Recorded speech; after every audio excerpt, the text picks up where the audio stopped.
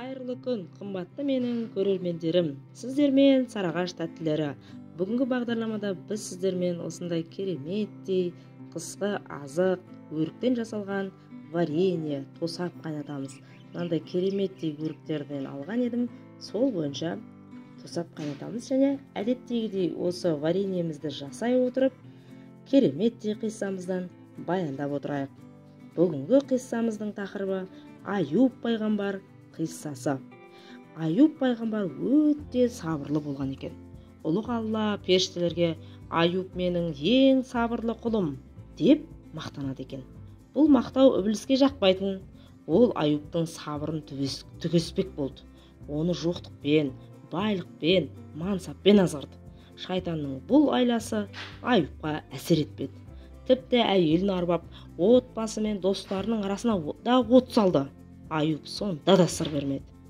Ібіліс күнне 1000 түрлі бәле шақырса да, Аюб тағат жасап отыра берді. Ібіліс оған: "Аюб, балаң өлді", деді. "Құдай өзі берді, өзі алды.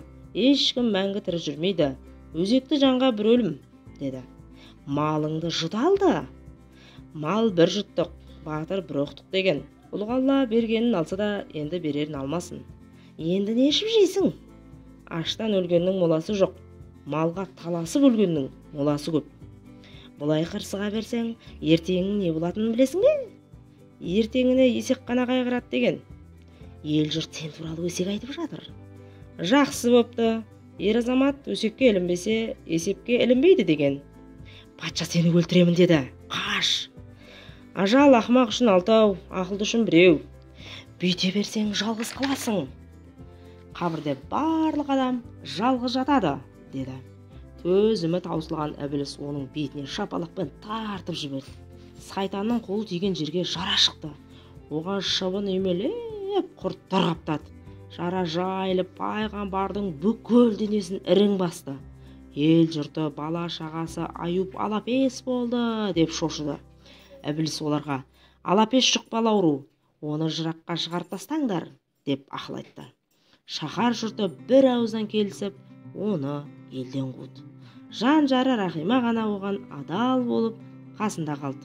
Ауру онан сайын меңдеп, құрттар Аюбтың етін жеп таусуға айналды. Бірақ оның жүрегі мен тілі бір сәт тоқтамастан Аллаға мақтау айтып, жаратушыны ұлықтап жата берді. Денесінен түскен құрт болса, оны жерден алып: "Алла саған менің етімді ризық етіпті, несібеңнен айырылма", деп құртты жарасына қайта салады екен. Аюбтың сабырлығын көріп сайтандар түңілді.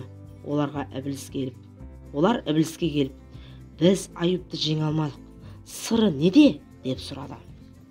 Оның тілі мен жүрегі Алланы еске алып, рухы нұрланып тұр. "Бір құртты тіліне, бір құртты жүрегіне сал.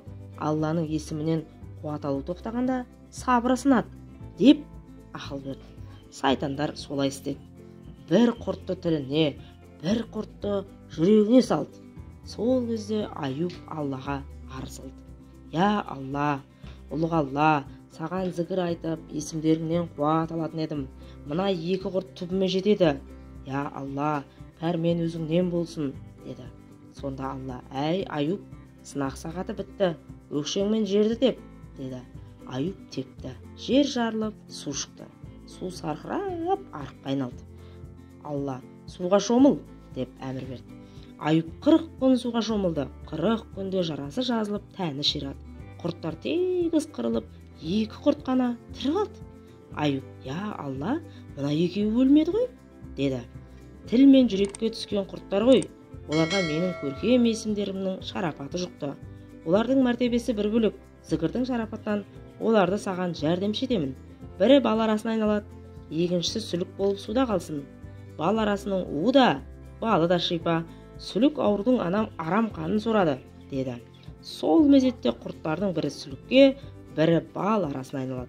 Сабыр түбі сары алтын деген осыдан қалыпты деседі. Деп бүгінгі қиссамызды аяқтаймыз және біздің кереметтей тосабымыз дайын. Құрметті көрермендер, менің қиссаларым, видеоларым ұнаған болса, менің каналыма тіркеліп, лайк басып, комментарий жазып қойыңыздар. Жақсы сау болыңыздар. Келесі кездескенше.